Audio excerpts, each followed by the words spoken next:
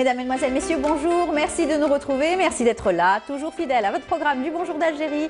Tous ensemble, nous allons vous accompagner jusqu'à 9h30 avec les rubriques habituelles du mardi matin. Nous serons ensemble avec Nassiba Jaïdir dans un tout petit moment. Elle va nous parler donc de sa rubrique Mosaïque. Elle va nous faire découvrir une artiste en tout cas et surtout un collectif de femmes artistes qui a eu finalement se sont retrouvées, se sont rencontrées pour exposer au féminin. Nous aurons le plaisir de découvrir cette belle exposition, ces reportages. On n'oublie pas aussi le 3 décembre, c'est la journée internationale des personnes en situation de handicap. Nous allons beaucoup en parler ce matin dans l'émission Bonjour d'Algérie à travers Haïda aussi, à travers la rubrique de Haïda Mchri, la rubrique psychologie. Elle sera là pour nous parler bien sûr de l'handicap, comment prendre en charge un handicap. Comme vous savez, vous apprenez que finalement un de vos parents, un enfant, est handicapé. Nous allons tout défricher avec elle dans un tout petit moment.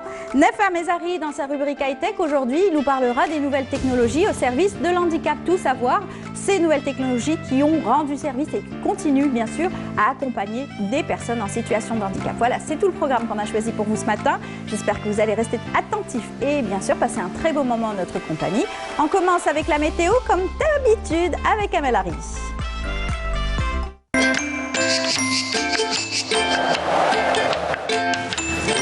La météo vous est présentée par Mobilis. Mobilis, Aïna Makou. Bonjour Amel. Bonjour Amel. Comme j'ai dit à Amina hier, j'ai comme l'impression d'être un mercredi aujourd'hui. Oui, parce que je la remplace.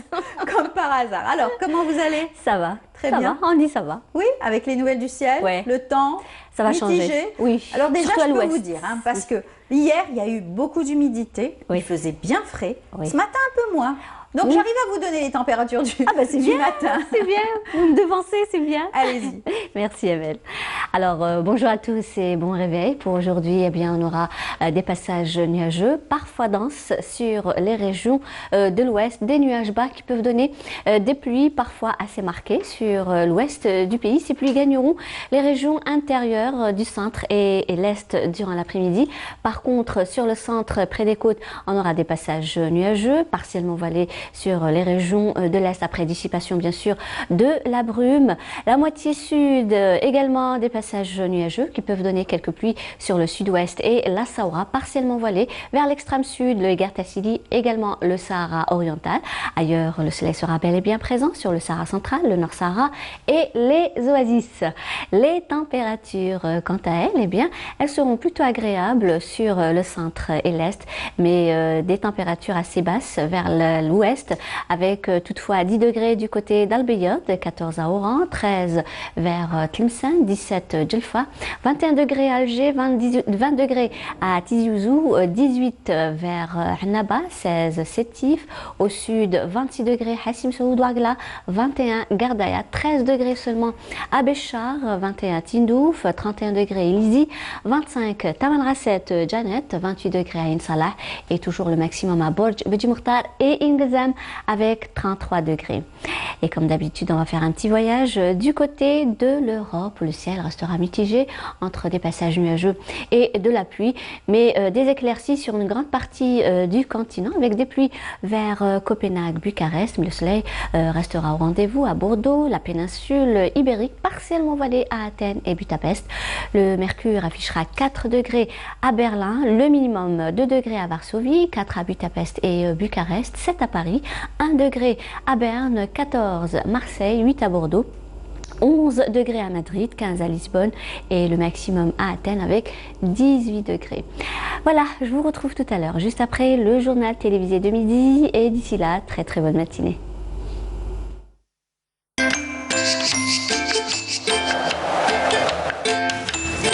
La météo vous a été présentée par Mobilis. Mobilis, Aïna Makountoum. Merci beaucoup Amel. C'est moi qui merci. Comment on dit entre 18 et 22 quand on veut dire les deux en même temps? 22.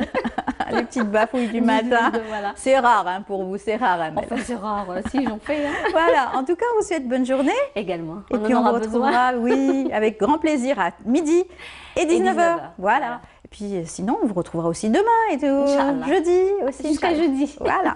Très bien. On vous laisse repartir avec de la belle musique et je sais que vous l'aimez bien. Mohamed Reda, Ah oui? Oui, Ah oui, pourquoi ça nous pas? rappelle les années 80, les oui. fins années 80, Ah oui. avec cette belle mélodie, cette belle chanson. Allez, on vous laisse apprécier donc cette belle chanson. C'est un artiste complet. On vous retrouve juste après.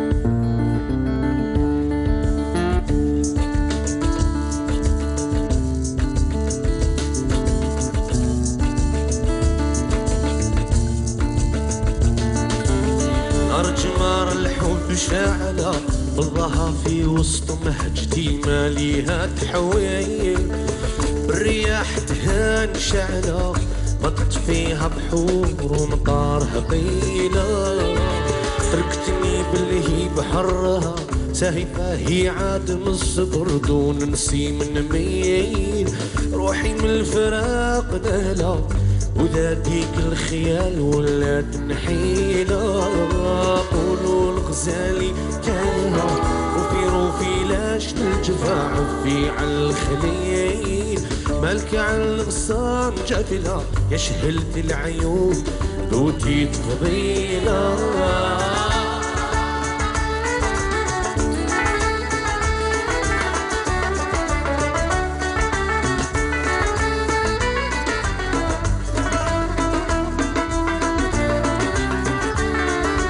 سرت طبيبه للغرام اشي برد ناري واشي برد جسمي العليل من مرض المحنة الهايلة انظر لي وشوف لي في الفاض جليلة علي عن ذلك يا عشيق اشرب كاس تاج البهار شمس الكليل وقطع في الشفة المعسلة واستنشق من واد الخدود حفيلة قولوا الغزالي تايهة روفي لاش دير الجفا عفي على الخليل مالك على الغصان جافلة يا شهلتي العيون وتي تفضيلة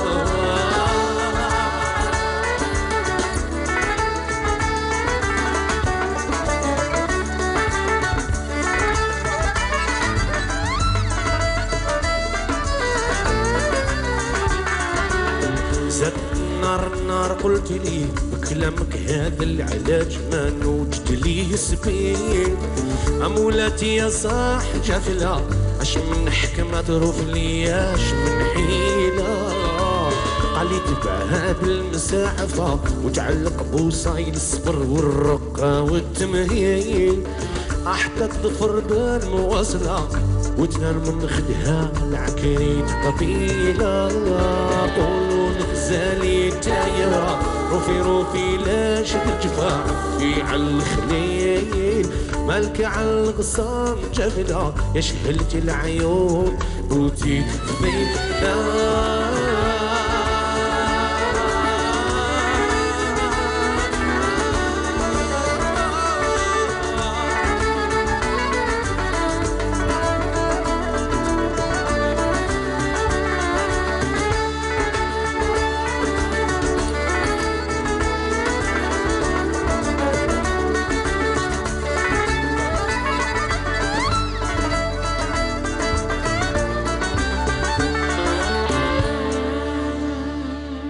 Voilà, bienvenue parmi nous. Pour ceux qui viennent tout juste d'allumer leur téléviseur, on est heureux donc de vous retrouver. Vous avez apprécié cette belle chanson de Mohamed Reda, tout en douceur. Eh bien, on la retrouve comme chaque jeudi et mardi matin, c'est Aïda Mchri et c'est tout de suite, juste après le jingle.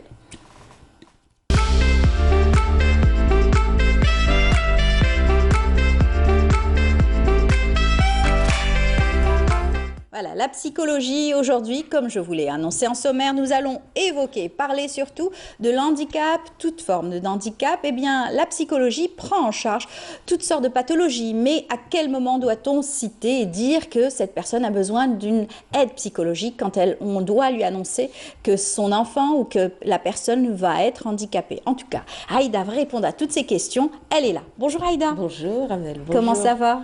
Bien, super bien. Bien, en forme. En forme, en forme. Oui, on a toujours eu à évoquer pratiquement ce genre de thématique, mais aujourd'hui c'est beaucoup plus dans les généralités, on va rester dans les généralités, et surtout on va aborder à toute forme d'handicap. Mais elle m'a appris aussi, à travers le travail avec elle sur long terme, qu'on peut vraiment citer les exemples, revenir sur des trucs particuliers. Donc, mais voilà, aujourd'hui, si on veut parler de l'handicap, revenons à ces événements clés dans lesquels on peut vraiment vivre l'événement, mais aussi rappeler aux gens, étant donné qu'il faut vraiment travailler sur la sensibilisation, il faut vraiment accompagner les gens pour leur expliquer l'importance, pour revenir un tout petit peu pour définir les choses, pour leur permettre aussi d'améliorer notre richesse humaine et permettre aux gens différents qui se retrouvent dans des situations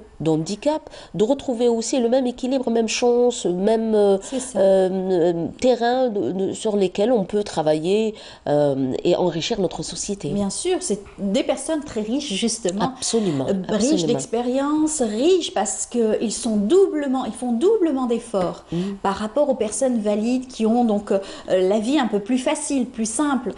Ils ont, pour la plupart, certains ce sont des problèmes d'accessibilité, d'autres c'est des problèmes d'audition, d'autres ce sont des personnes qui font malgré leur... c'est des personnes par exemple qui ne voient pas et pourtant ils font des études, ils ont des diplômes et ils se battent au quotidien.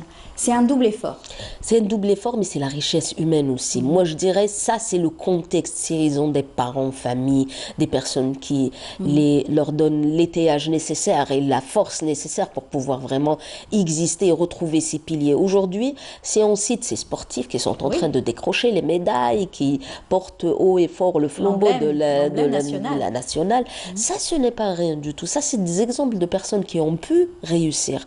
Aujourd'hui, moi, je reviens un pas en arrière pour pouvoir inviter les gens justement à voir comment on pourra aider les personnes qui n'ont pas eu cette chance. Aujourd'hui, vous savez très bien que on vient d'une société là où la maman qui accouche d'un bébé qui présente des difficultés, d'un bébé qui présente peut-être ou porte un handicap, et elle est mal vue dans la famille, mal vue par le couple, dans le couple, dynamique de couple, ça va pas, il y a quelque chose qui est projeté sur sa responsabilité, on culpabilise la maman. Aujourd'hui, si on veut vraiment revenir à ces situations là où on veut vraiment construire, il faut commencer déjà d'emblée par les petites situations dans le fond de l'Algérie, dans les petits patelins, dans les familles qui explosent du jour au jour. Là, il ne faut pas qu'on reste vraiment bras croisés, étant donné qu'on peut vraiment accompagner ces mamans, accompagner ces papas aussi, accompagner ces familles nucléaires qui sont là à pouvoir redonner vie à ces enfants. Exactement. Et ça, ils ne pourront pas avoir ça. Nous, on ne leur donne pas la force, la confiance, l'énergie, mais aussi les outils, les pistes pour pouvoir vraiment aider ces enfants. Et comprendre. Parce que la société stigmatise quelquefois les enfants aussi à l'école. Et très souvent, on a vu des familles qui cachaient leurs enfants handicapés. Ils ne sortaient pas. Aujourd'hui, ça change un petit peu dans certains foyers. Mais ça reste quand même difficile à porter. C'est un fardeau quelquefois, qui n'est pas très bien perçu d'une famille à une autre. La différence, elle nous est difficile. Aujourd'hui, c'est comme si le challenge de réussir, il faut que mon enfant réussisse, les meilleures notes, les meilleurs habits, on mange bien, on a tous les commodités de vie, tout ça. On oublie que l'être humain, de l'intérieur, il est différent. L'individu est dans tout ce qu'on peut porter comme pathologie. Il n'y a pas le parfait. L'handicap, si on veut le cerner comme situation, beaucoup de personnes qui se retrouvent dans ces situations ont réussi merveilleusement bien que d'autres qui ont les moyens, le cadre et beaucoup de choses. Donc avoir et lire les choses pour pouvoir vraiment définir juste que veut dire une personne handicapée, moi je crois que ça reste aussi un challenge et ça reste aussi une manière de promouvoir un tout petit peu cette nouvelle culture et de pouvoir juste expliquer que on est tous égaux, même si on porte un handicap ou une différence, mais ça reste aussi, c'est des personnes qui ont leur identité, leurs droits, et il faut vraiment... Leur sensibilité aussi. Absolument. Et je reviens à cette formule de droit pour dire qu'ils sont protégés, qu'aujourd'hui fêter le 3 décembre revient à fêter justement cette journée internationale qui définit leurs droits à l'éducation, à la société, aux soins, à la prise en charge et à beaucoup de choses. Aujourd'hui, et cette prime qui a quand même augmenté par rapport aux années passées, donc c'est une nouveauté pour ces personnes en situation de handicap. Il y en a qui ont dépassé cela, qui arrivent aussi à subvenir à leurs propres besoins. Ils ont prouvé cela à la société, à leur entourage, et c'est un véritable challenge pour eux. Oui. Aujourd'hui, l'inclusion, pour ne pas dire comment pouvoir les intégrer, comment pouvoir vraiment leur donner cette place, réfléchir à retrouver comment nous, dans notre pays, dans ce qui nous entoure, parce que souvent on s'appuie aussi sur des institutions, on s'appuie sur un réseau de professionnels, qui, je n'exclus pas tous les personnes ressources qui peuvent se retrouver dans le mouvement associatif, dans les écoles, dans les professionnels de soins et aussi de l'aide. Aujourd'hui, tous ces gens sur lesquels on peut s'appuyer justement pour donner de l'aide, revient à nous obliger, à nous pousser un tout petit peu à réfléchir comment on pourra justement créer ces pôles là où on peut vraiment focaliser l'énergie de l'aide et du soin et de la prise en charge autour de la thématique de l'enfant et autour de la thématique de l'handicapé lui-même. C'est cela, parce qu'il y a plusieurs donc, pathologies. Certains naissent avec une pathologie et donc quelquefois l'handicap arrive doucement et donc on arrive peut-être à comprendre la pathologie et se préparer à l'handicap quand le médecin pose le diagnostic. Voilà, vous avez un enfant avec une maladie orpheline et c'est donc ça sera par exemple une dégénérescence peut-être de certaines facultés. Donc on appréhende, mais on s'attend quand même à avoir l'handicap. Mais quelquefois quelle belle approche pour la simple raison. Personne n'est à l'abri. Aujourd'hui, on peut vraiment se retrouver dans des situations d'accidents, d'échecs, on peut frôler des moments difficiles et on peut perdre vraiment nos compétences, capacités.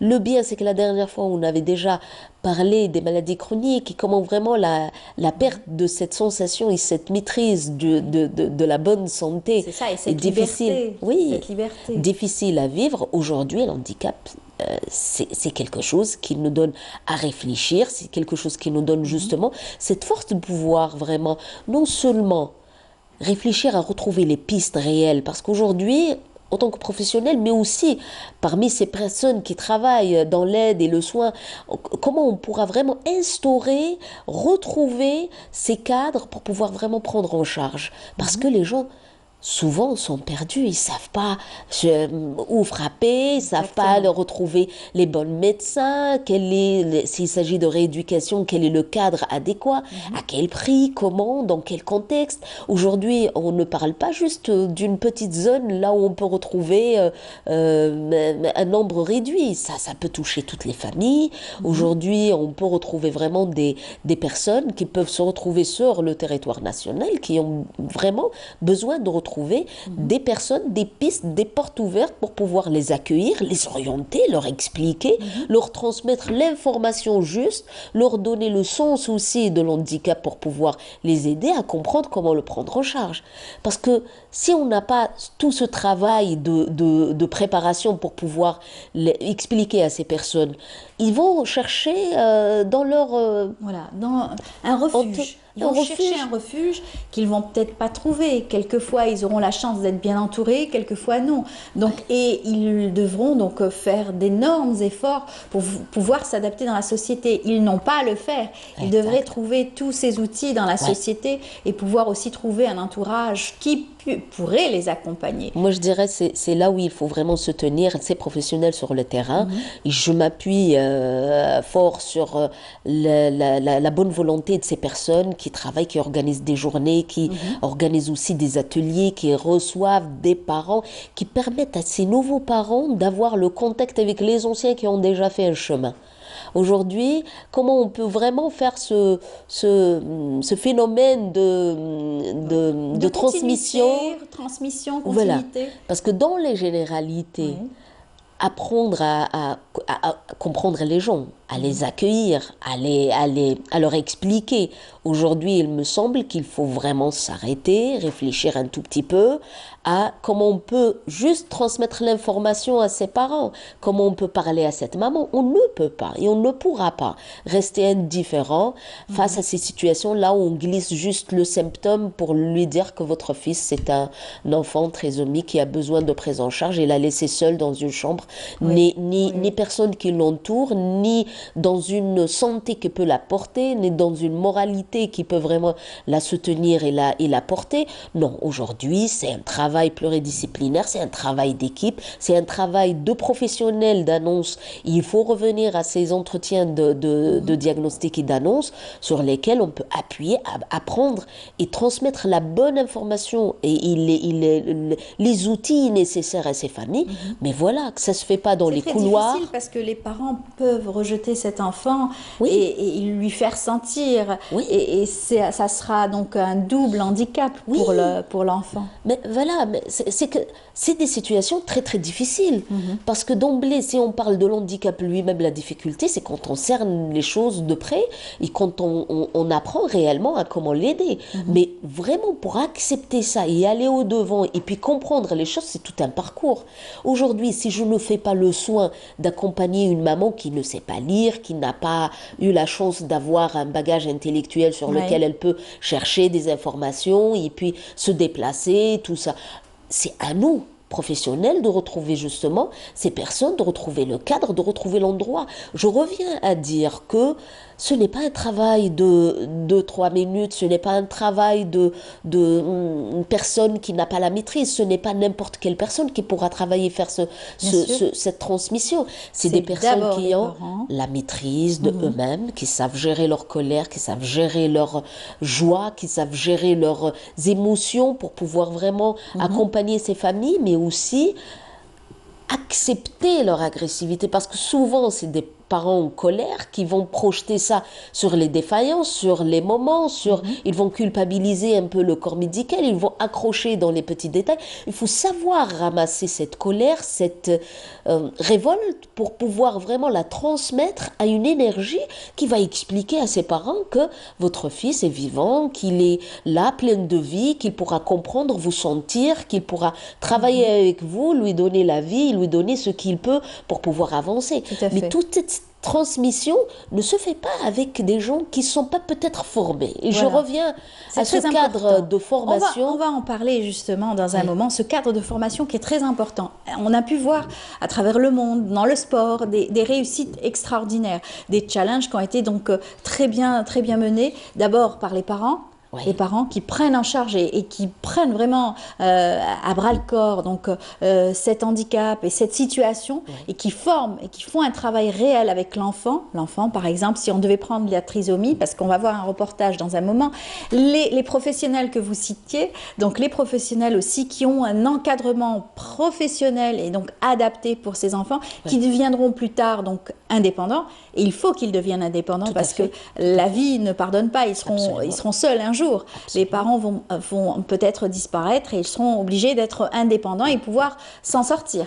Donc on va voir ensemble un reportage. C'est un exemple aussi de réussite. Ce jeune artiste qui, lui, est totalement indépendant aussi, puisqu'il était venu nous voir pour nous dire, voilà, je suis artiste et je voudrais qu'on s'intéresse à moi. Donc Mounia Witis l'a rencontré pour nous et regardez, on se retrouve juste après. C'est un artiste. Un artiste hors norme attire notre intérêt. Passionné dès sa tendre enfance par les formes et les couleurs, lorsque Mohamed Meksa tient un crayon entre ses doigts, il oublie un instant son handicap et le dessin lui permet de s'évader.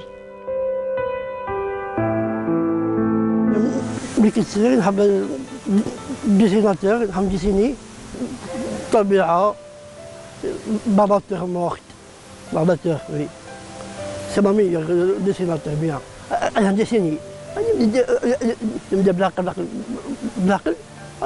أنا ندي ماري دسين تاعي.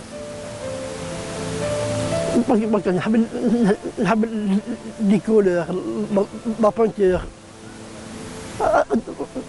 واش راني ندير انايا هذه الخدمه تاعي انا غديتني اني باش ندير روحي باش نطلع المورال.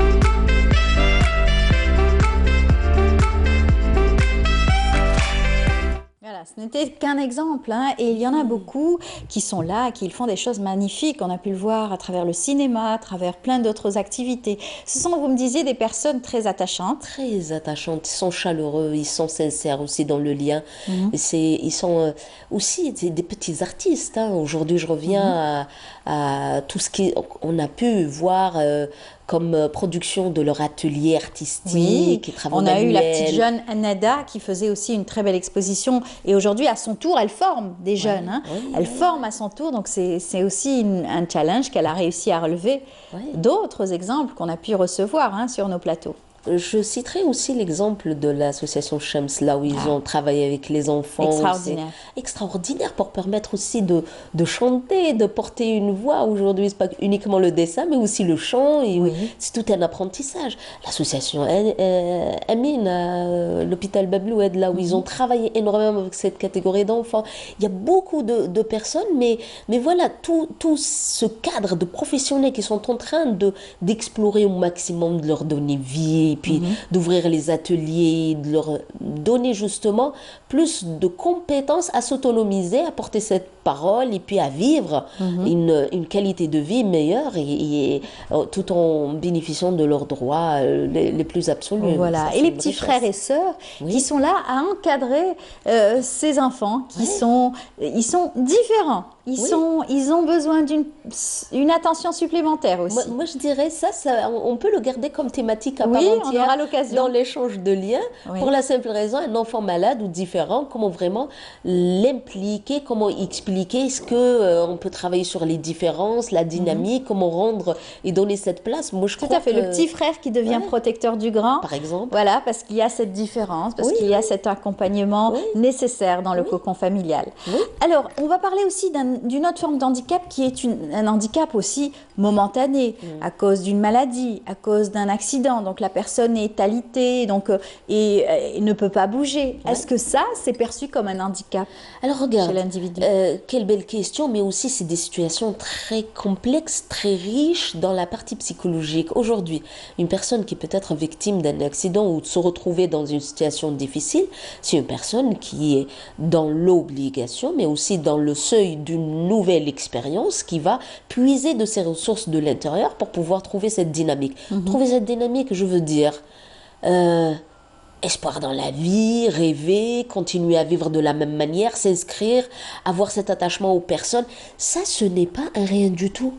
Ça, ce n'est pas des épreuves, des moments difficiles. Vous savez, je reviens à la famille algérienne, là où on est très solidaire. Nous, dans les petits soucis comme ça, il y a on console les proches. Donc, il y a les visites familiales, ils sont là à se tenir, même si, voilà, entre parenthèses, on peut dire qu'ils peuvent étiqueter la personne comme une personne qui n'a plus le même pouvoir, la même place, qu'elle est rejetée. Ils peuvent vivre ça. Ça, je ne peux pas l'exclure aussi de ce que je vais dire, mais aussi le travail de ces personnes qui font de la rééducation, qui font des déplacements, qui gèrent qui portent le corps avec des exercices physiques et beaucoup là où ça devient pénible et douloureux, difficile. Moi, je vais dire aussi, je m'incline face à ces adultes, ces familles qui portent ces personnes pour pouvoir les nourrir, les déplacer, leur donner aussi. C'est une épreuve. C'est une épreuve. Épreuve, là où il faut qu'on fasse l'effort pour pouvoir vraiment se tenir sur un plan psychologique, parce qu'aujourd'hui on peut déprimer. Dans la richesse de la vie, les chances qu'on a, on peut vraiment trouver des moments de blues, des moments où on n'a pas ce qu'on veut, on n'a pas réussi les choses convenablement. Alors ici il s'agit de personnes qui sont face à des défis. C'est vraiment un travail énorme. Aujourd'hui, essayer, alors former les gens pour pouvoir transmettre ces informations, mais aussi trouver le cadre pour pouvoir se tenir ces personnes et aider les familles, aider les adultes qui les entourent, aider les enfants aussi, leur expliquer. Ça va de soi. C'est pour ça qu'aujourd'hui, moi je souligne un peu le travail qui a été fait le travail énorme, moi je dirais, par un projet pilote, aujourd'hui chapeauté par la Fédération des personnes handicapées. Aujourd'hui, je cite aussi des personnes ressources qui ont travaillé énormément pour pouvoir organiser et créer le centre pilote neurodéveloppement pour la périnatalité, pour pouvoir vraiment accompagner ces enfants en difficulté. Ce projet qui a chapeauté plusieurs centres de santé par des professeurs, par aussi le lien fort dans la formation et aussi la prise en charge de famille. Moi, je crois que c'est un projet qui nous invite à nous inscrire, et je salue l'effort de Madame la déléguée nationale qui travaille aussi, de l'organe national qui travaille tout près pour pouvoir soutenir cette catégorie d'enfants, l'handicap lui-même, pour pouvoir vraiment enrichir le programme et travailler sur comment on pourra projeter et justement permettre à ce projet de se reproduire, de se reproduire dans différentes zones. Exactement, c'est moi je dirais, si tu me permets, c'est une bonne nouvelle en tout cas. Nouveau centre, encore une fois, les parents vont trouver un accueil, vont trouver une écoute et surtout une prise en charge. Moi je dirais une prise en charge pluridisciplinaire. Très bien. Aujourd'hui, c'est ces professionnels de différentes disciplines qui se retrouvent dans le même cadre pour pouvoir justement détecter, apporter de l'aide soigneusement à ces enfants le plus tôt possible, justement pour pouvoir les soutenir. Avoir un cadre pareil et aussi avoir l'autorité de pouvoir protéger ce projet, ça devient un grand pas pour permettre à ces personnes de justement promouvoir, aider, réfléchir tous ensemble. Et orienter, hein. Tout à fait. C'est parce que quand il y a un handicap, il y a aussi des professionnels qui vous orientent vers une formation adaptée à votre handicap, à aussi l'intelligence de cet enfant. Donc, ça sera bien sûr une aide grandiose. Ce projet de mise en place de cette équipe pluridisciplinaire pour travailler avec cette catégorie d'enfants permet justement de regrouper les professionnels pour pouvoir aider ces personnes d'une manière très proche et aussi réfléchir à comment pouvoir les soutenir et leur donner les solutions et le cadre nécessaire pour la prise en charge. Moi, je tiens aussi à remercier tous les gens qui travaillent sur ce volet pour pouvoir vraiment soutenir ces personnes, mais aussi tous les professionnels qui travaillent seuls dans leur petit coin. C'est vrai. Il faut s'enrichir avec tout un réseau, Voilà. il faut vraiment élargir le travail. Et puis je garde aussi l'œil très attentif et je reviens aussi à tout ce qu'on peut faire à l'organe national de la protection de l'enfance, là où on peut voir les différences, écouter les souffrances. C'est inadmissible aujourd'hui qu'un enfant qui porte un handicap ou qui est dans une situation difficile ou a besoin spécifique, soit rejeté, soit humilié, soit battu, soit écarté, soit vraiment vit des atteintes dans leurs propres droits. Voilà. Je reviens à dire qu'il faut dénoncer toute situation et puis revenir à protéger cette catégorie qui fait partie intégrante de notre société. On ne peut pas les écarter ni les rejeter. Ça fait partie aussi de notre société. Il faut travailler tous ensemble. D'accord. Alors, on va aussi continuer à rendre hommage aussi aux associations qui font un travail extraordinaire. Il y avait donc Madame Bouberrout, qui elle avait l'association Le Baraka qui se battait pour les accidents de la route. C'était donc un challenge et surtout qu'elle menait à bien à travers donc ces différentes actions. Elle venait très souvent dans notre émission pour dénoncer, pour accompagner chaque événement autour bien sûr des accidents de la route. Il y avait donc aussi l'association Shams qui fait un énorme travail, la fédération, vous l'avez cité, la fédération des personnes handicapées, que ce soit sur le national, sur tout le territoire national. On a eu beaucoup d'exemples qui étaient là vraiment avec beaucoup d'efforts, qui étaient là pour aider, pour dénoncer, pour informer surtout cette frange de la société. Moi, je dirais que ça devient une histoire familiale. Pourquoi? Parce que souvent, les gens qui sont très proches, qui organisent ces associations, qui les défendent, ce sont des parents, ce sont des gens qui ont vécu ce parcours, ce sont des gens qui ont touché du doigt un peu le mal. Ils sont en train de combler, d'aider, de réfléchir à retrouver les ressources. Eh bien, je dirais, ça marche parce que c'est une histoire familiale et ça marche parce qu'il y a une bonne volonté, qu'il y a une implication directe qu'il faut vraiment soutenir, encourager. Et puis, voilà, ça reste peu. Il faut encore réfléchir à comment on pourra encore enrichir, créer plus d'institutions pour pouvoir les prendre, former les professionnels sur le terrain. Et on n'oublie pas aussi le travail énorme qu'avait fait aussi Yazid Aït Hamadouche, qui lui était le porte-voix aussi de ces personnes, lui qui était un exemple de réussite malgré son handicap. Il nous a quittés bien trop tôt sans avoir continué à dénoncer et à accompagner cette frange de la société.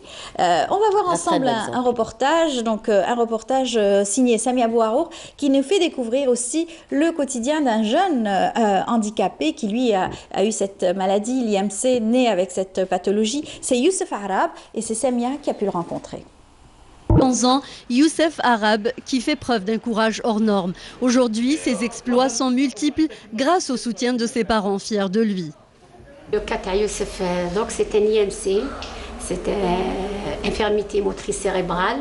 Le problème c'est le moment d'accouchement, l'oxygène ne va le cerveau.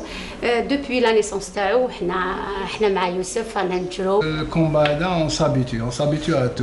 الحمد لله على كل لا يكلف الله نفسا الا وسعها. ربي ما يعطيكش حاجه اللي ما تنجميلهاش. النهار كي ما تنجميلهاش ينحيها لك. جوسكا بريزون واحد الوقت كنا نقولوا حنايا وليدي يسحقني وليدي مي دوك انا اللي نشوف روحي انا اللي نسحقو باسكو جي بوزوان دو لوي. Élève assidue, ceinture jaune orange en judo, maîtrise parfaite des nouvelles technologies, Youyou utilise par contre son nez au lieu de ses doigts et le tour est joué. مادام تجيهم سنه اولى هي معاه عندها الخطر معاه يخرجوا الدراري تقعد معاها يعني تاتات ديروا لي ديفوار تاعو عندها بزاف الخطر يعني يعطيها الصحه قامت به كامل الميليو صحابو في المسجد لو ديريكتور كامل يعني يعطيهم الصحه عاونوني بزاف في يوسف. Nombreux sont les problèmes dont souffrent les parents des enfants handicapés, à l'exemple de la cherté du matériel de rééducation. Mais l'espoir chez la famille arabe subsiste toujours en voyant Youssef faire des progrès. Grâce à son motilo qui coûte excessivement cher, qui l'aide à se déplacer, Youyou gagne une partie de son autonomie, une autre victoire pour lui. Tous les hôpitaux جايين في ألجي. Il n'y a pas la spécialité.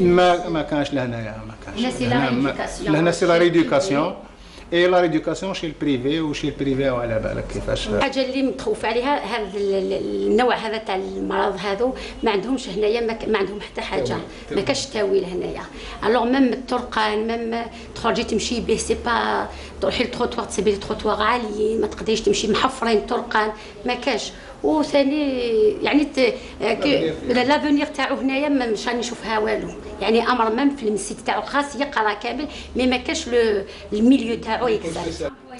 C'est l'heure de se préparer pour la séance judo qu'il adore où d'autres amis l'accueillent avec beaucoup de plaisir.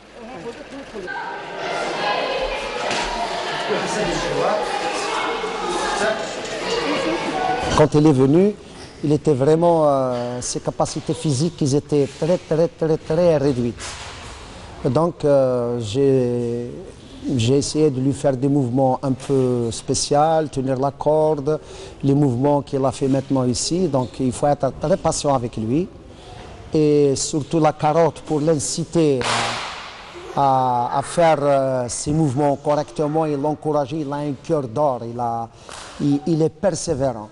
Donc c'était son grade, plus les exercices qu'il fait. Je sais que ça lui fait mal, mais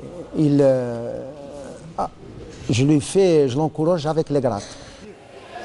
En attendant une meilleure prise en charge médicale pour Youssef, ses parents, son maître, ne restent pas les bras croisés. Ils travaillent chaque jour pour le voir heureux et autonome.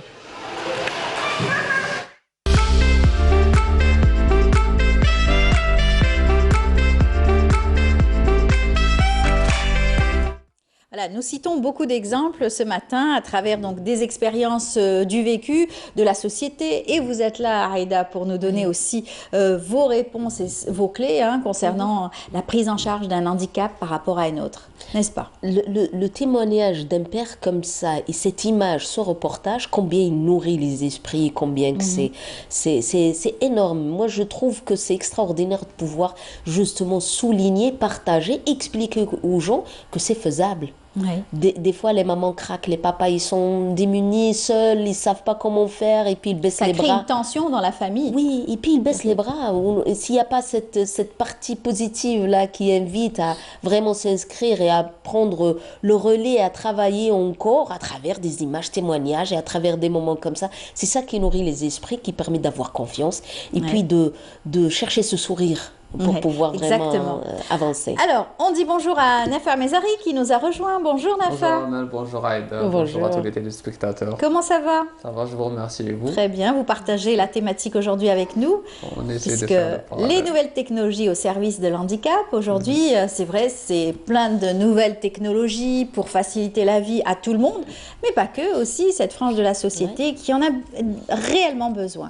Aujourd'hui, pour s'épanouir, faire un travail peut-être à domicile, on arrive grâce aux nouvelles technologies. C'est une partie en fait qui s'inscrit dans l'inclusion, on va dire, de ces personnes justement dans le développement durable ou dans notre quotidien. Ces personnes qui n'ont pas, c'est-à-dire qui n'ont rien demandé. C'est un fait du destin, que pour les raisons médicales, pour des raisons héréditaires, pour d'autres raisons. Il y a des personnes exactement qui ont c'est-à-dire un parcours tout à fait normal et qui ont une difficulté, que ce soit motrice, auditive, à un certain moment de leur vie ou à un moment de leur parcours, qui ne doit pas en fait les empêcher de continuer à vivre et qui doivent justement s'adapter, comme le disait le fameux c'est-à-dire physicien Stephen Hawking, c'est-à-dire la meilleure forme d'intelligence est celle de l'habilité de s'adapter au changement. Donc justement lui qui était exactement lui qui était dans une chaise roulante tout au long de sa vie, c'est-à-dire qui était l'un des plus grands théoristes et qui a fait ses preuves dans le domaine. Exactement. Et malgré son handicap total, il n'avait juste les yeux. Il n'avait que les yeux et à peine, c'est-à-dire des logiciels pour justement transcrire ses pensées. Et il a apporté au monde pas mal, formidable exemple. Exactement.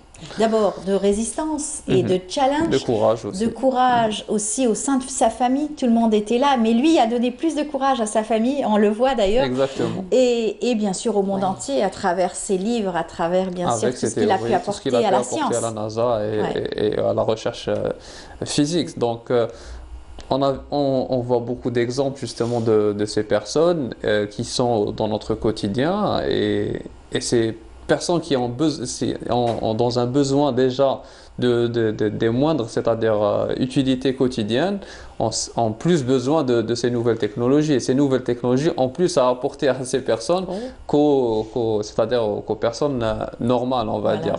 Et ben justement, c'est le challenge aussi des inventeurs, des innovateurs qui ont créé ce genre de services qui ont permis à Stephen Hopkins. Donc, maintenant, c'est-à-dire tous les producteurs de produits, quels que soient les produits, que ce soit des véhicules ou des produits du quotidien, ont une section spécialisée c'est-à-dire dans l'adaptation de leurs produits à des personnes à mobilité réduite ou à des personnes qui ont des handicaps auditifs ou visuels.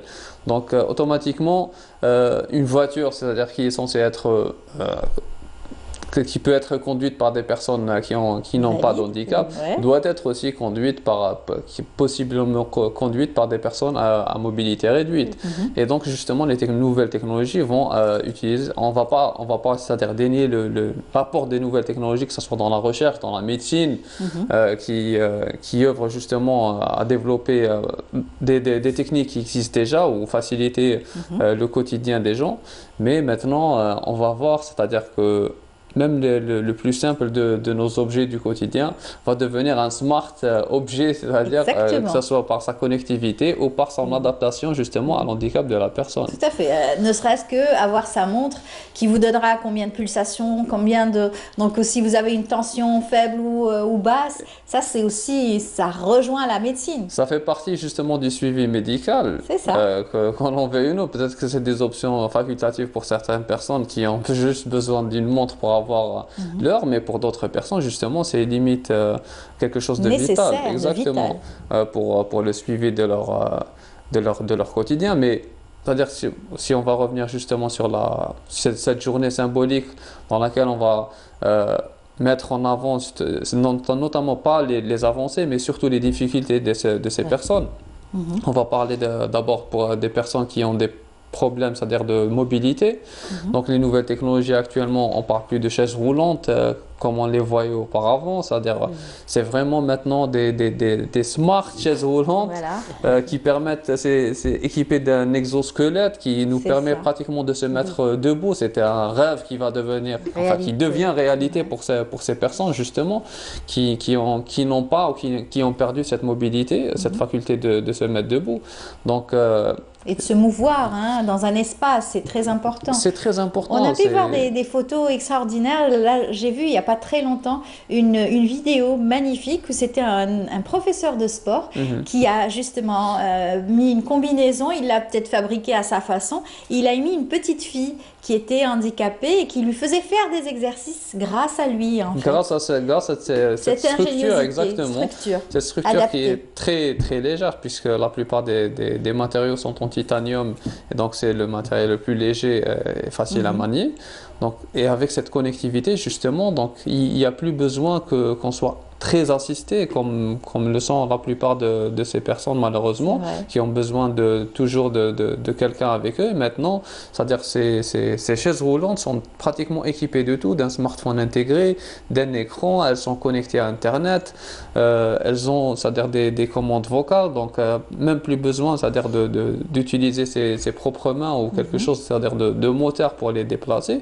Et comme on a vu sur les images, donc ces exosquelettes qui permettent à des gens qui n'ont pas la faculté, c'est-à-dire de marcher, donc de se mettre debout, de faire quelques pas, c'est très symbolique, c'est-à-dire pour quelqu'un qui a cette faculté dès sa naissance, ça peut paraître dérisoire, mais pour quelqu'un qui ne l'a jamais eu, justement, ça peut paraître juste l'une des plus belles réussites ou les plus grandes richesses. Donc, on a vu des enfants aujourd'hui qui n'avaient pas entendu de leur vie et qui retrouvent l'ouïe pour la première fois.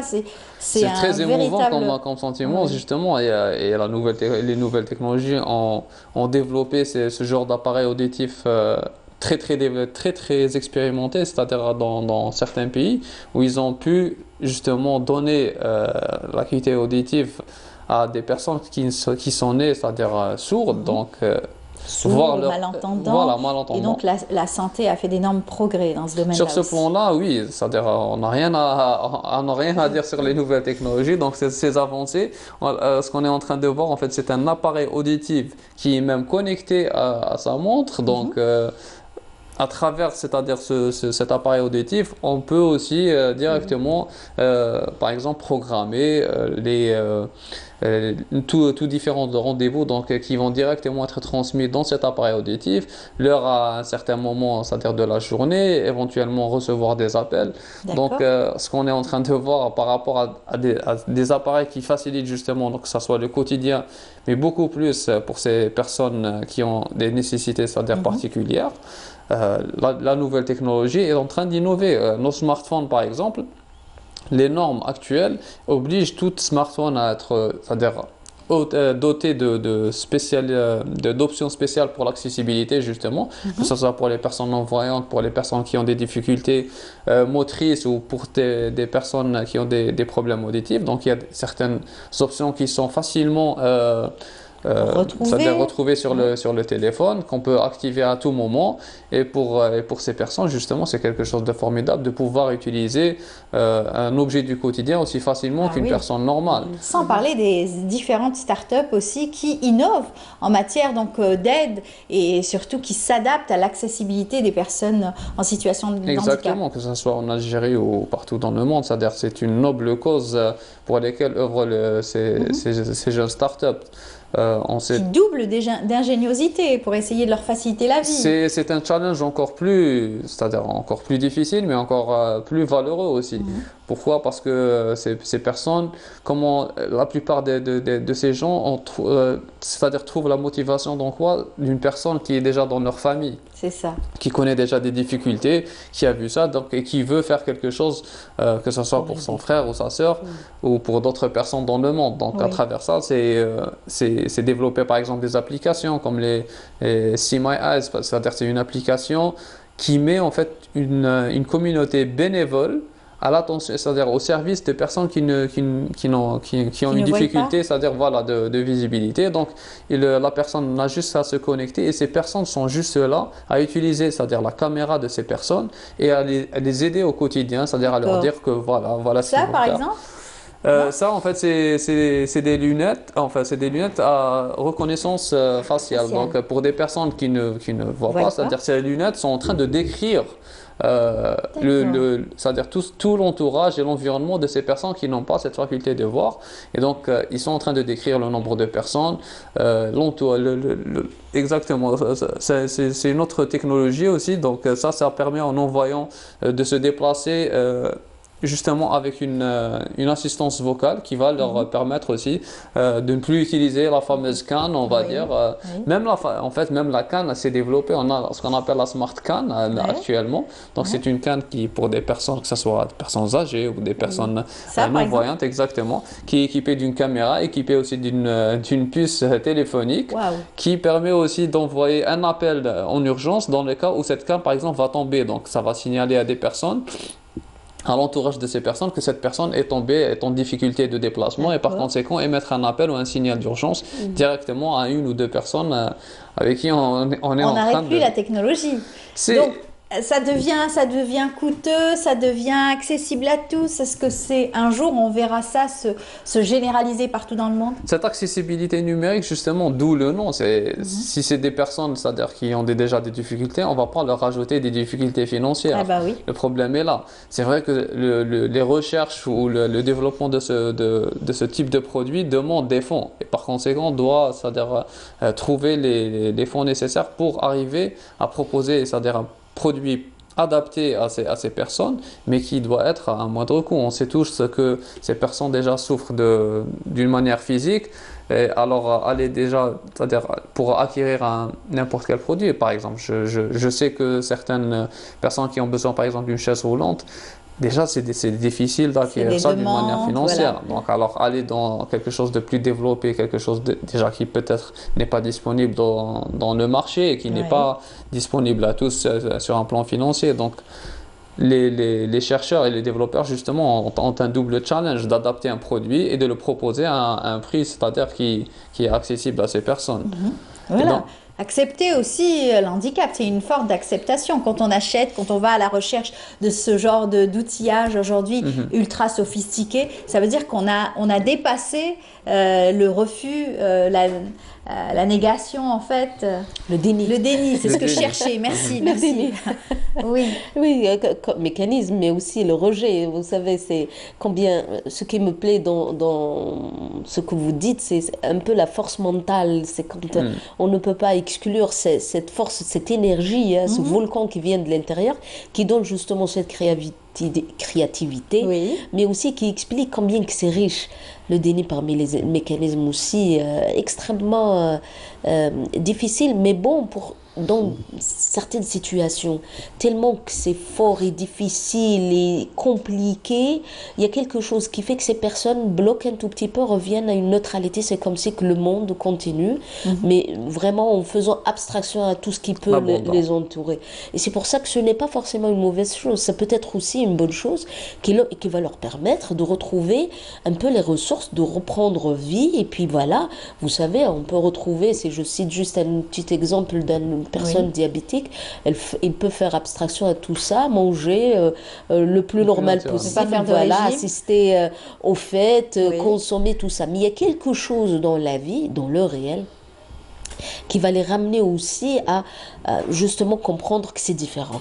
Et justement, c'est à nous, adultes, professionnels, des gens qui peuvent réfléchir, inviter dans ces informations, les gens des médias, qui vont travailler avec leur réalité, comment on va vraiment travailler avec ce qu'ils peuvent donner, comment ils voient les choses, et par rapport à leur propre capacité et compétences. C'est vraiment, même si on a le meilleur des outils, une matière grise qui pourra réfléchir, tout ça, mais si on n'a pas cette flamme de l'intérieur, si on n'a pas ce contexte, si on n'a pas l'art de pouvoir vraiment associer les deux, ben on ne saura pas vraiment trouver les outils, ni vraiment ce réseau qui va palper et continuer à travailler ensemble. Par exemple, quand par exemple on perd l'ouïe, on perd la vue, on va se réadapter, est-ce que le passage chez un psychologue est nécessaire pour faire accepter qu'on va changer notre façon de faire, on va mettre un appareil, on va utiliser un fauteuil roulant, une canne?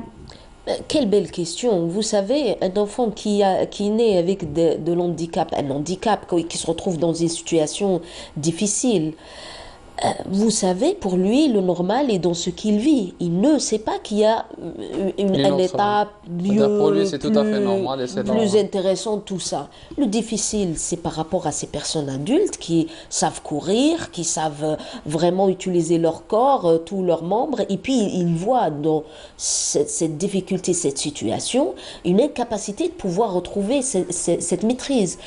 Je dirais accompagner d'abord les personnes qui vont lui transmettre beaucoup d'ondes négatives, beaucoup d'échecs, beaucoup de mal, beaucoup de pression, beaucoup de larmes. C'est ça. C'est une dépression peut-être, un état de déprime, là où les parents, les mamans, les pères ne sauront pas vraiment retrouver ces outils pour prendre leurs enfants à l'école. Vous savez, un enfant handicapé, il vit les choses dans son corps, il a toute l'énergie avec son sourire, et c'est pour ça qu'on peut retrouver des enfants très différents, mais qui savent jouer, courir, et ils donnent le bonheur. Les enfants trisomiques, si je reviens juste à l'exemple de tout à l'heure, vous savez, il est plein de vie, hein, il apprécie l'art, il est là à rêver, à vendre ses tableaux. Le mal est dans ces adultes qui n'ont pas su lui transmettre justement cette énergie pour lui dire bravo, que tu es sur la bonne voie, que nous, on doute un tout petit peu de ce qu'on peut t'offrir demain.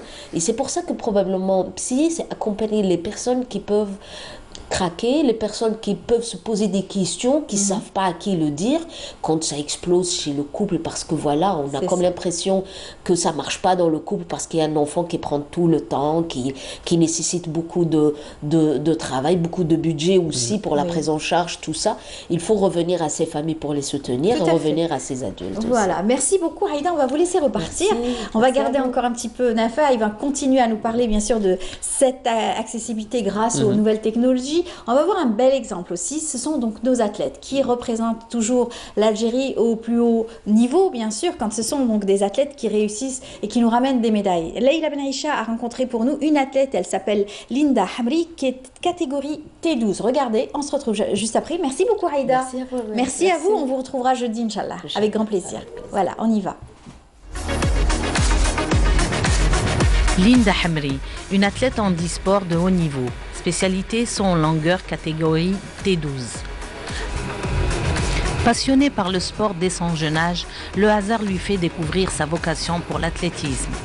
في الحومة كنا نلعبوا بنات مع الولاديتو في لي كارتي ومن بعد كانت مدام أمير كانت هي اونترينور شافتني تو قالت لي فوالا اذا كي حابه ديري سبور سيتو هذا هو لو سبور اللي ما كنتش نحبو كنت نحب بزاف لو فوت ومن بعد قلت لها وي داكور ومن بعد اون فوا ديت لاتليتيزم وليت خلاص ولا يمشي لي في الدم. Atteinte d'une maculopathie, elle défie son handicap avec ferveur. Ses objectifs, une médaille, un podium. 2007 فوالا كانوا لي جوز افريكان هنا في الجزائر انا ما بروبوزي قالت لي فوالا بوركوا با ما تدخليش مع قالت لي ندخلك مع لوندي سبور انا معلوش جي با اكسبتي باسكو لونديكاب تاعي ماشي حاجه اللي ندخل مع لوندي سبور قلت لها كيفاش شغل ما نشوفش بيان برك ندخل مع لوندي سبور عندي غير اون ميوبي قالت لي نو كاين هي باسكو باش تدخلي ماشي هكاك برك ديري دي لونات سي بون تدخلي مع لوندي سبور جست عندها ميدسان عمرت لي الورقه قالت لي وي ابت باش تدخلي مع لي زونديكابي داكور دخلنا للفيلاج افريكان كنا تما كان عندنا غروبمون دخلت انا بون بديت نشوف لي عندهم امبوتي دو جامب ديما جي با اكسبتي عيطت لها قلت لها نو قلت لها ما نقدرش كيفاش راني نشوف لهنا لي زونديكابي عندهم الهانديكاب تاعهم غراف عليا قالت لي لا انا كنت ما نعرفش انا كاع هذا العالم بدات انسيستي خلاص شو خديت لها الراي خودي رايي تو داكور دخلت معاهم جي لا بروميير ميداي تاعي ميداي دو برونز. S'inscrire dans le haut niveau international exige toutefois une préparation longue et rigoureuse. Pour notre athlète, la fin justifie les moyens. هي كي يكون عندنا ان اوبجيكتيف هي ما كاينش راح تبريباريه في ان موا ولا دو موا ولا 3 موا même une année c'est insuffisant donc ça fait des années وحنا نوجدوا وكم حنا عندنا les Jeux olympiques c'est chaque 4 ans و championnat du monde chaque 2 ans automatiquement donc la préparation تاعك ماهيش رايحه تحبس كيما انايا صافي من 2010 مازال ما ديتش روبو عندي روبو entre saison 15 jours ما تقدريش تدي روبو تاع 3 شهور ولا 6 شهور سي امبوسيبل دونك لا بريباراسيون صافي دي زاني وراكي تكملي في لي زوبجيكتيف تاعك دونك باش تلحقي باش تكوني شامبيون ماشي هكاك برك كاين خدمه كاين سوفرونس كاين طيحه كاين نوضه كاين دي زوبستاكل باش تلحقي ما كاينش راح تلقايها سهله. À sa collection de titres et médailles vient s'ajouter cette médaille d'argent décrochée récemment au championnat du monde handisport de Dubaï. هذه سيتي لا ديرنيير ميداي تاعي championnat du monde اللي ندارت في دبي 2019. Alors هاد لا ميداي انا بور موا سيت اون ميداي دور باسكو فريمون سوفريت عليها وين طحت ونط بزاف وين هاد لا ميداي هذاك باسكو تالمون سوفريت عليها دخلت افيك اون اوبيراسيون صافي اون اني دو سا ملي درتها تاع لو طوندون داشيل وين الوقت ما كانش فريمون مكفيني باش نكون فريمون برات لهاد لا كومبيتيسيون مي بصح الحمد لله وين ربي قدرني وين كان معايا وين قدرت او موان نحقق هاد الميداليه. Armée d'une volonté et d'une détermination de fer, Linda se prépare déjà aux prochains défis.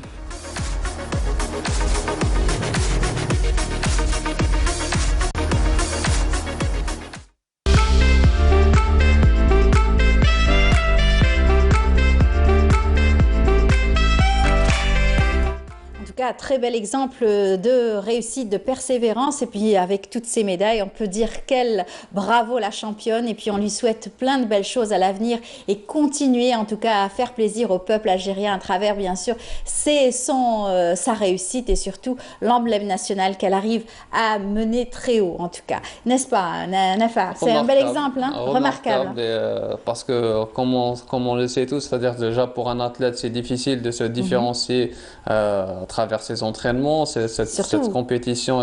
Des exercices exactement, à répétition. Mais avec un handicap en plus, donc ça devient encore, c'est-à-dire la difficulté est à un autre niveau. Et ne pas abandonner justement face à ce genre d'épreuve est juste remarquable. Oui, et la technologie est venue au service de ces personnes qui pratiquent le handisport. Hein. On a eu beaucoup d'exemples, la fibre de carbone aussi. Ça a ouvert justement la porte à beaucoup de sports qui se sont développés pour les sports pour handicapés, justement, donc, que ce soit en olympique ou en toute autre compétition. Mais ce qu'il faut retenir surtout, c'est que justement ce type de prothèses qui ont été développées justement pour ce type d'activité sont tout aussi connectées que les objets du quotidien. Ça permet non seulement de se déplacer, de reproduire des mouvements pour ces personnes qui ont peut-être perdu un membre ou qui ont des difficultés de se déplacer, mais surtout d'arriver à des performances tout aussi normales, c'est-à-dire que des personnes qui n'ont pas d'handicap.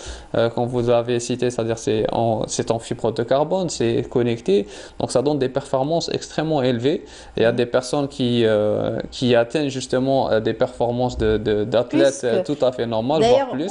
On a refusé qu'un athlète handisport joue aussi complète avec une personne normale. Donc, alors que tout le monde, c'est le plus grand signe d'intégration justement de ces personnes, c'est-à-dire être dans la même compétition que des personnes normales. Donc, ça serait le plus beau signe pour eux.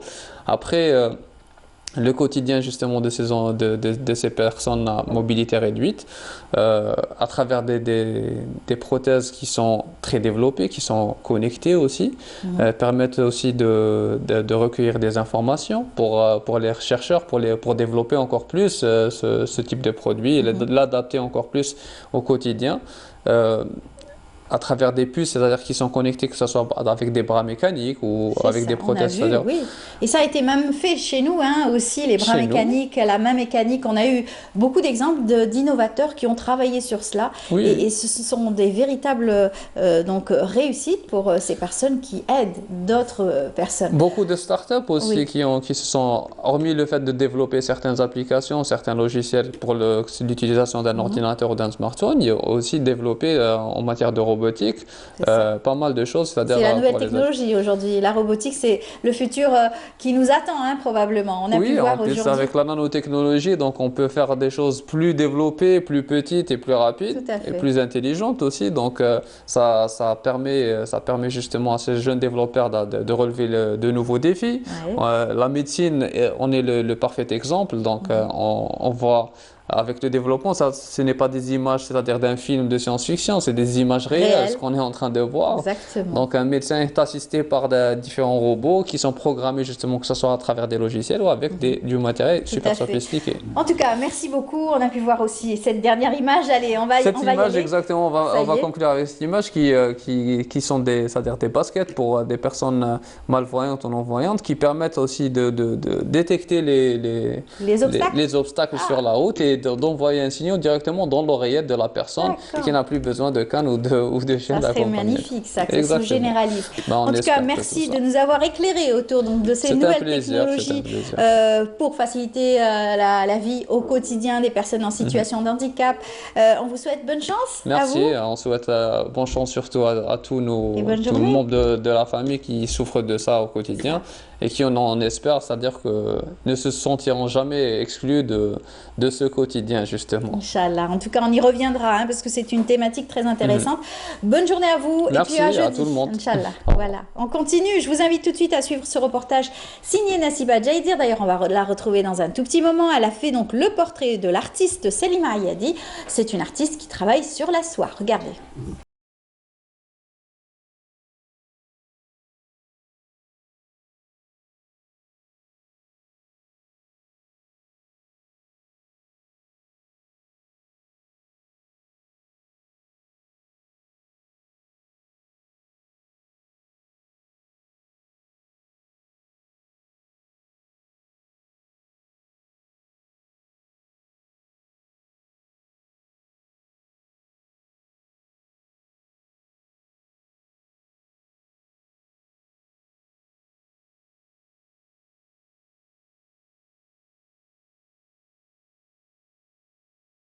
J'ai commencé par l'étape de la gutta, c'est la première étape. Et là, je suis en train de faire la peinture, la deuxième étape. Bon, j'avais préparé mes couleurs avant. Je fais la deuxième étape, c'est la couleur. Ensuite, je laisse sécher et je fixe.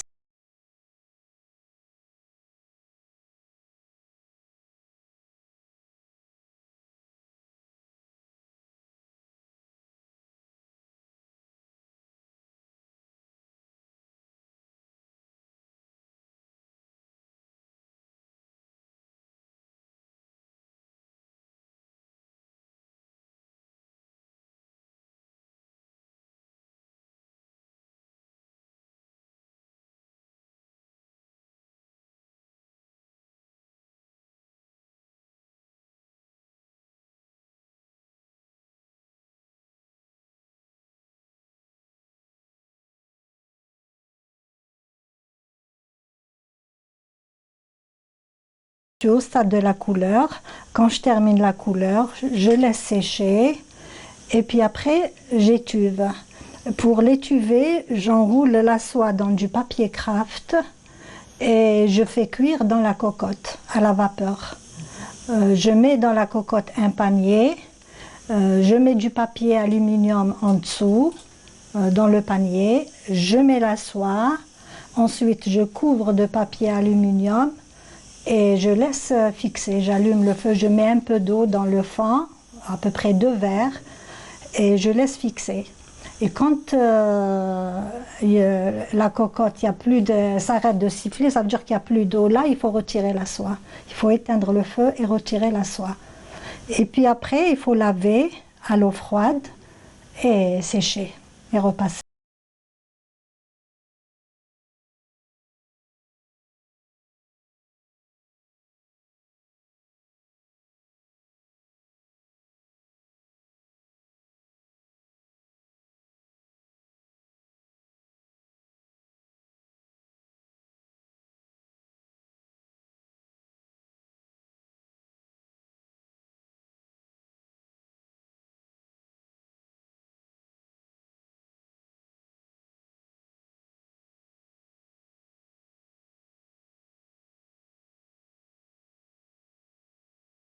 Journée passée en atelier, des créations qui traduisent tout un savoir-faire et un amour du fait main. C'est une passion qui me nourrit. Et depuis que j'ai commencé la soie, je n'arrive plus à m'en détacher. C'est un tissu noble, luxueux et puis agréable à travailler. Très agréable à travailler même. Pas facile aussi. Hein. Je joue beaucoup avec la couleur. Et la couleur, c'est ma passion. Et ça me permet de m'évader. Quand je rentre dans mon atelier, j'oublie tout. Je crée. J'ai l'impression que le monde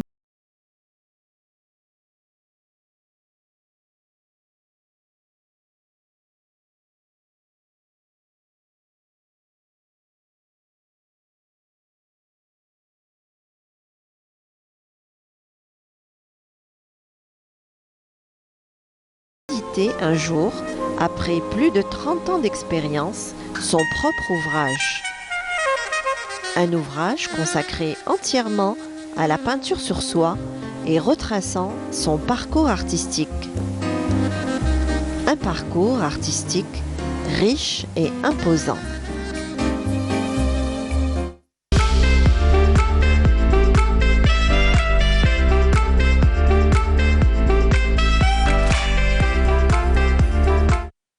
Voilà, un beau voyage à travers l'art que va continuer à nous conter Nassiba qui est parmi nous ce matin. Bonjour Nassiba. Bonjour Amel, bonjour à vous tous, ravie de vous retrouver et puis quel plaisir aussi de vous retrouver. Là, c'est le pareillement. Ça fait longtemps qu'on ne s'est pas croisés. C'est vrai, c'est vrai. Alors on a pu voir ce beau portrait donc, de cette artiste qui peint sur de la soie. Tout à fait, de Salima Ayadi. C'est un portrait que j'ai réalisé. Elle m'a fait l'amitié de franchir le seuil de son univers dans l'univers de la soie. C'était magnifique. C'est beau, les couleurs. C'est très beau. Son support de travail privilégié, c'est la soie. Et elle donne libre cours à sa créativité. On l'a vu à l'œuvre dans son atelier. On l'a vu à l'œuvre dans son showroom, c'est chez elle, dans son salon. Oui. Elle a exposé ce qu'elle fait, ce qu'elle réalise. Alors, il y a des foulards, il y a des œuvres qu'elle réalise en peinture sur soie. Elle a eu même à exposer, elle a un parcours, c'est une ancienne élève de l'École supérieure des beaux-arts d'Alger. Et elle a eu aussi à exposer à plusieurs reprises, notamment au Palais de la Culture, c'était l'an dernier. Oui. Et elle a eu un beau livre aussi. Oui, un très bel ouvrage aussi. Elle Qui lui a était été à consacré. pied d'œuvre sur son ouvrage. Elle a consacré cet ouvrage à la peinture sur soie. Elle était sur ce projet justement de réalisation, de réaliser un ouvrage consacré à sa passion. Voilà, en parlant de femmes, vous allez aujourd'hui faire un gros plan sur une association qui a vu le jour, enfin. Oui, on va dire. enfin, je dirais, c'est l'Association nationale des femmes artistes algériennes qu'elles ont baptisée FAN.DZ, FAN, F-A-2-A-M-N.DZ. C'est donc l'Association nationale de femmes artistes algériennes qui est née il y a un an. Donc cette association souffle sa première bougie et pour marquer l'événement, cette association a organisé une exposition collective de peinture et de sculpture au niveau de la galerie Mohamed Al-Hassim qui a regroupé plus d'une trentaine d'artistes et pas des moindres. Il y a des artistes confirmés, Amel, il y a des jeunes talents aussi. Cette association est née comme ça d'une idée. C'était Nadia Hafef. Si elle nous regarde ce matin, on la salue. C'est la présidente de cette association. C'est une ancienne élève aussi de l'École supérieure des beaux-arts d'Alger et elle a eu à participer à de nombreux salons. Elle s'est dit pourquoi ne pas carrément créer une association. C'est une idée qui a germé au fil de ces rencontres puisqu'elle a eu à participer à de nombreux salons qui sont organisés en général par les directions de la culture qui dépendent du ministère de la Culture. Ce sont des salons consacrés aux arts plastiques. Donc c'est des rencontres, c'est des expositions, des workshops, des rencontres entre artistes. Toute forme de savoir-faire, que ce soit artisanal, artistique. Surtout dans le domaine des arts plastiques. Elle s'est dit pourquoi se limiter uniquement au salon, pourquoi ne pas pour pouvoir rencontrer autant d'artistes, notamment des femmes artistes, pourquoi ne pas créer notre propre association? L'idée a germé au cours d'un salon, je ne sais dans quelle région, puisqu'elle bouge énormément, soit à l'est, l'ouest ou au sud. Et finalement, l'idée a germé, c'est parti. Elle a eu à contacter des artistes femmes. Donc bien entendu, il y a le bureau exécutif, il y a les membres fondateurs et ça s'est fait dans les règles de l'art, assemblée générale et c'est parti pour une association. Cette association, elle est nationale, rappelons-le, elle a été agréée en novembre dernier par le ministère de l'Intérieur et des collectivités locales et c'est parti comme ça. Donc ça a démarré timidement, mais cette fois-ci, elles ont eu le plaisir d'organiser cette rencontre de femmes artistes qui sont venues de différentes régions d'Algérie, de l'Est, de l'Ouest, du Sud. Elles étaient plus d'une trentaine, c'était fort sympathique et ça s'est passé à la galerie Mohamed Al-Hassim jeudi dernier. Voilà, et vous nous invitez à voir tout cela en images puisque vous y étiez lors du vernissage. Allez, on y va à travers ce beau reportage signé Nassiba Djaïdir.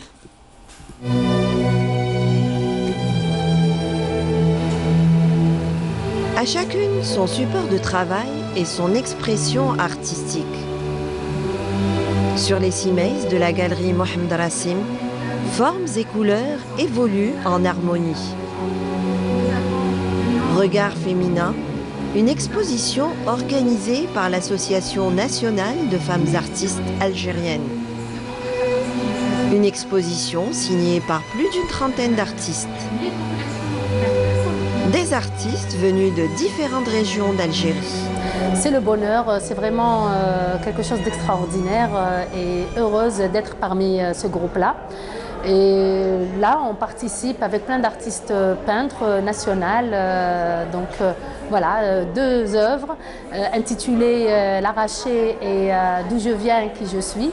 Je participe avec ces 2 œuvres et c'est avec émotion et que je partage ce moment-là. Je suis membre fondateur de l'association FAN et je suis mosaïste. J'ai ramené quelques tableaux de mosaïque en calligraphie et de femmes africaines. C'est une attirance qui a commencé avec amour, après avec passion, et là je me diversifie dans la mosaïque et je me spécialise aussi dans les bijoux. Dans cette exposition, les sentiments mûrissent et s'extériorisent. Et dans ce champ thématique, les artistes libèrent leur force créative. Des matériaux et des outils de travail utilisés dans des œuvres qui interpellent. À chacune, ses moyens d'expression et d'évasion. C'est une première. Donc je pense que cette association, on l'attendait, les femmes. Parce qu'elle n'a jamais existé, à dire vrai, une association nationale. Donc là, on se réunit, c'est la première fois. Et je trouve ça formidable parce que finalement, on est une grande famille, à dire vrai. Et chacune, avec son cachet personnel, chacune... et ça, c'est cette multitude justement de genres, ce qui fait la richesse de cette rencontre pour aujourd'hui. Je suis vraiment très heureuse d'être parmi ces femmes qui veulent vraiment exprimer leur existence dans la vie, de s'exprimer. Alors, je suis venue de Timimoun, moi aussi, pour participer. En fait, je suis très contente déjà de faire partie de cette association Femmes des Aides. Donc j'ai été invitée, je suis adhérente aussi. Et je suis très contente d'être réunie ici avec des artistes que je ne connaissais pas avant. Donc plusieurs artistes peintres, femmes. Ici, on est réunis pour la première fois. Ça fait vraiment plaisir de rencontrer d'autres artistes venant de 4 coins du pays. Voilà. Chacune de ces exposantes a participé avec 2 œuvres d'art. Des œuvres d'art dont chacune d'entre elles raconte son histoire. Les artistes laissent libre cours à leur créativité. Une créativité qui nous dévoile bien des émotions. Dans cette diversité d'expressions, une palette riche en couleurs. Ça fait vraiment plaisir de voir donc sur le plan humain, de voir autant de femmes et de demoiselles comme ça, les voir donc ensemble dans cette mouvance donc artistique, artisanale, comme dans les traditions, comme d'habitude. Et là, donc, je découvre d'autres œuvres d'art et ça fait vraiment plaisir parce que on a beaucoup d'événements sur le plan masculin et tout ça. Donc c'est quand même, il en était temps quand même que l'artiste et que la femme ait toujours sa place un peu partout et surtout dans le domaine culturel. Cette association a été créée l'année dernière par un groupe de femmes artistes, peintres. On s'est regroupés, on s'est dit pourquoi pas créer une association, essayer de regrouper quelques femmes qui sont un peu partout dans les 4 coins de l'Algérie, qui ne sont pas très connues. Aussi, il y a des femmes anciennes, des peintres algériennes, femmes anciennes, qui sont dans l'oubli. Notre association voudrait bien reprendre et regrouper toutes ces femmes à travers Femmes des Aides. On l'a appelé Femmes des Aides. Et aujourd'hui, c'est le premier anniversaire de notre association. Regard féminin. Une exposition contrastée et aux styles variés. Une exposition qui nous invite à découvrir les potentialités créatives des unes et des autres. Dans cet espace d'échanges et de rencontres, de la passion à partager, avec cette envie d'aller de l'avant et au-delà.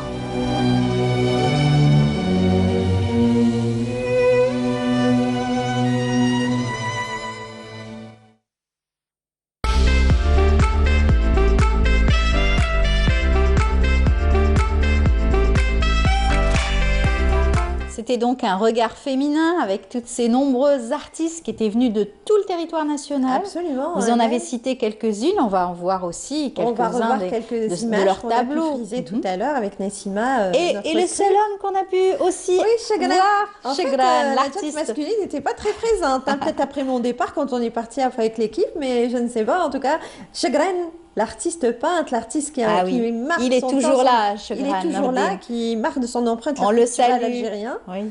Et qu'on a eu le plaisir de recevoir à Bien plusieurs sûr, reprises bien sur sûr, le avec plateau son de Bonjour harmonica. d'Alger. Avec son harmonica, il joue tellement bien de l'harmonica. En fait, il a intervenu dans le reportage et il était vraiment ébloui par tant de couleurs, par cette palette colorée.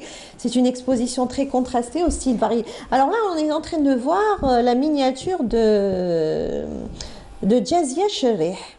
Très belle miniature, elle est artiste miniaturiste, on la salue ce matin si elle nous regarde.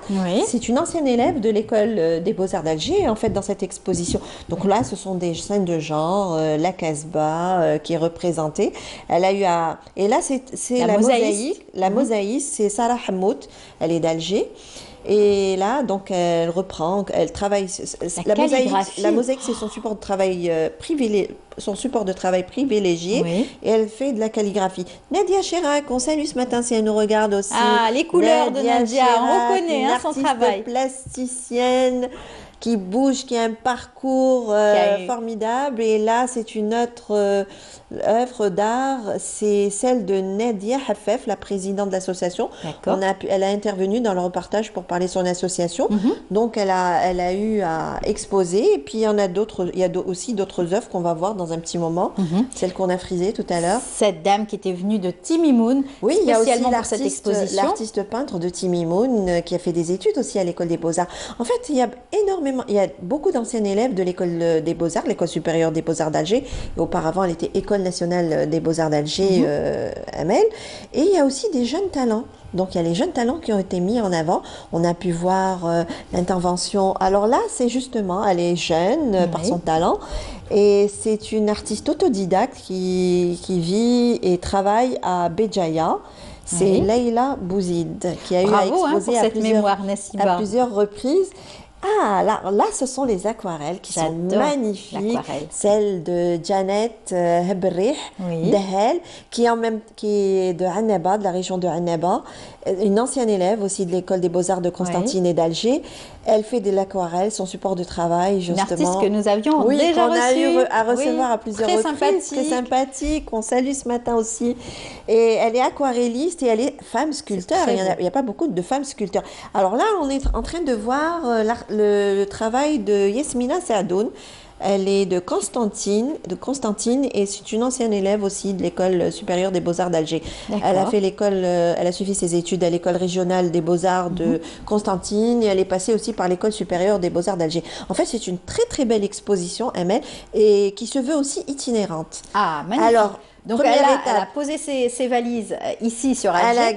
Tout à fait. Elle a la galerie Mohamed Rassim, une très belle galerie qui a un nom, qui a une histoire et qui est baptisée du nom de l'illustre Mohamed Rassim Laïrmou, qui a pignon sur rue, pas très loin de la Grande Poste. Plein avenue Pasteur, il y a les étudiants qui passent, qui repassent, et c'est monsieur tout le monde qui peut rentrer et visiter cette exposition, pas loin de l'université aussi.